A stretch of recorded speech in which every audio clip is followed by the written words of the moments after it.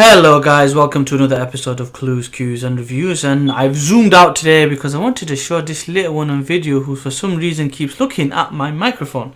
Anyways, we are looking at the most recent chapter of My Hero Academia, of Boku no Hero Academia, and it was weird, it was interesting. I'm going to do the review, but I want to give you my thoughts or summary in different levels. So my action spoiled person inside me was like, hey, it's boring, I don't want to read it. Then the fan of me was like, yay, another chapter, let's see what happens. Then the critical side of me thought, okay, not much happens, but and it is one of those chapters people will be divided based on how they approach, and you can see that when you look at a lot of these Reddit forums. You get some people that are like, oh, nothing's going on, I don't like it, and you get some people that will understand and expect certain things and take it for what it is, and you get some people that basically just break it down. And I'm in this situation. I've gone through all three levels. I've read it a few times. This one is like looking at my face thinking, why am I talking to a camera? And she's like, ooh, what's going on? Anyway, let's get into this review and I'll give my thoughts on it. So, let's look at this chapter. To discuss it and break it down in a quite overall way without going into specific talking points, because there are talking points, but not enough to really have a 5-point review or a 10-point review. It's an okay chapter.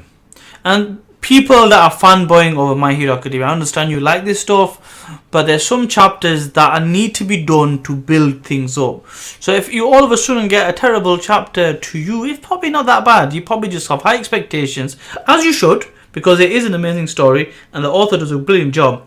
But you get chapters like this, and this will build to bigger things. So let's just talk about what really happens in this chapter. Classes go back to normal.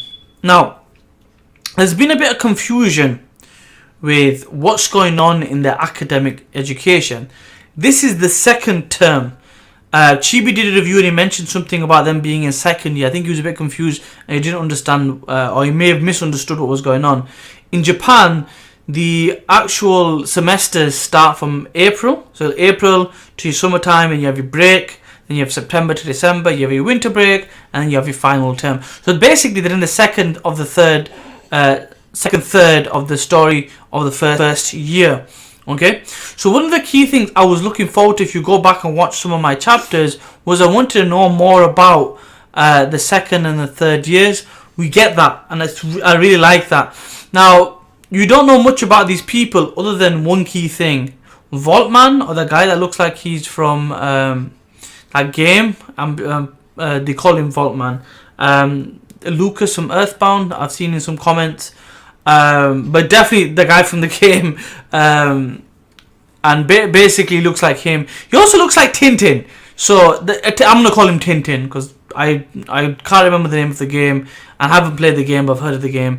And basically he looks like Tintin with blonde hair. I'm assuming he's blonde hair, and he looks like he can phase, so he's kind of like a Toby, I guess, or Obito. And he kind of says to Izuku, like, keep your head up. I think he may have gone through something similar, and basically he's a lot more seasoned and experienced, and it turns out he's the top, maybe one of the top 3. Other than that, not a lot happens. I think the key thing in the story from Izuku's point of view is he feels like even taking a day off, he feels like he's lost something, so he's playing catch up. So that's a good thing, because that's going to be motivation for him to not mess about again.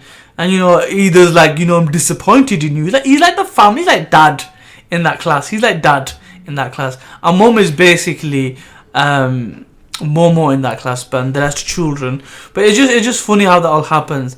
In any case, other than that, it's a relatively simple chapter. They go to school, they find a little bit about internships. But not enough really, because it's kind of mentioned and then you bring up these third class people and that is it. Not a lot else happens. It's a meh chapter at best. It's interesting because we get to see some new characters. I'm guessing they're going to be powerful as well.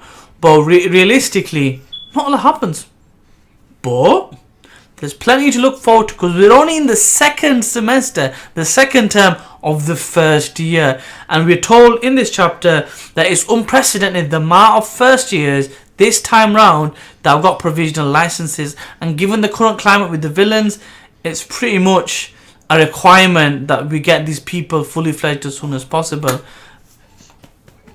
So, that's pretty much my review.